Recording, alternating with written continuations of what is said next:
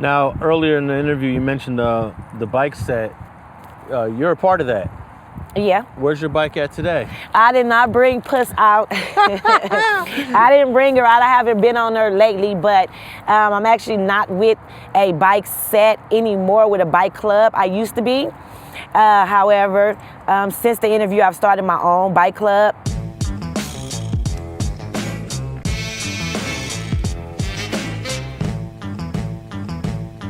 Named No Anti-Venom, and it's for women. And I'm just incorporating different things as far as in my nonprofit, my bike set, into empowerment of women, to empower young women. There's multiple things that we can do to empower each other, and there's levels of different things that people like to do as far as in getting out, letting their hair down. Years ago, I wanted a bike when I was still with the kid's dad. I didn't get one, and then years later, I got with a guy that was in the bike club and started out where I learned how to ride on his bike, and then from there joined the bike club that he was in.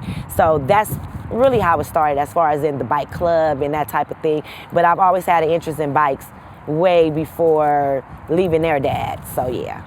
Okay, and I notice a lot of people are into the Harleys, but you're into the speed bikes, right? Yeah. And do the different clubs, do people from both types of bike worlds come together? For the most part, yeah, because you have some bike clubs that actually have street bike riders and Harleys in the same club. So yeah, I think for the most part. Minister Tony Muhammad had a peace ride from this park about a year ago. Yeah, I think I was up here, and you was up here. Yeah, it was street bikes. Yeah. It was Harleys. It was everything up here. So what's your take on Harleys? Oh, I'm gonna give me a Harley real soon. Oh, okay. I just need to get the growling and zipping through traffic and slicing through traffic. I just need to get that out of my system, and then now I'm gonna kick back and give me a Harley. What kind of advice do you give to a young teenager that's fascinated by a motorcycle and wants to get it? Because we know that the teenagers are very irresponsible drivers. They have the highest accident rate. Right.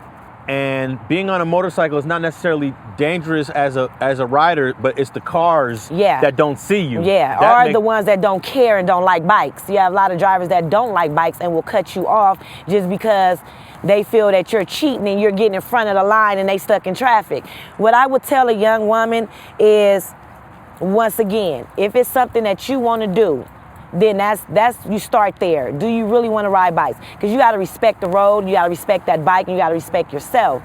So I would tell her, learn, I wouldn't say by yourself, but I would say take time out to learn your bike and do what it is that you want to do. Live your life. But you have to pay attention. You have to ride your bike for the cars. You have to ride your bike for the traffic. You have to be very aware of what it is that you're doing, where you're going, what's your next move going to be, what is the possibility of the car in front of you next move. You have to be very aware of your surroundings, and you have to ride for other people. If it wasn't for the car traffic, riding a motorcycle would be 10 times or 20 times or 50 times safer, huh? Yeah, it would. But that's a part of the fun too. How often do motorcyclists just lose control of the bike and it's their fault completely? That's rare. That's rare that we just lose control of the bike. I mean, it may be something that spook us and we lose control of the bike or what one will see, but it's rare that we just out there just losing control of the damn bike. We ride. Like most riders, we ride. Now I have a 16-year-old son that wants a motorcycle, and I'm doing everything in my power to prevent him from owning a motorcycle or getting on a bike, just because I'm overprotective, because I know how dangerous these cars are. Right, when we're in a car, exactly. I told him that I trust in your riding, but I don't trust in your ability to read the traffic on a motorcycle. What would you say to a young 16-year-old that wants to do that? I would say, because my son, he's into bikes and all that, I would say for you as a parent to take him to go ride like a dirt bike, you know, where there's no traffic, there's other dirt bikes. That would give him the quick reaction of what somebody else is doing in front, behind, and on side of him before he's actually on the street. And then another thing that I would say is to ride at nighttime more so, because there's less traffic. But you're not going to suppress that for too long. So it's just more of teaching itself the rules and the guidelines and actually talking to an OG rider. What was the biggest adjustment thing that you learned when you first started riding? The biggest adjustment was to slow my ass down because I would get too excited going fast. So my biggest adjustment was to slow down because if something were to happen, it's me in the pavement.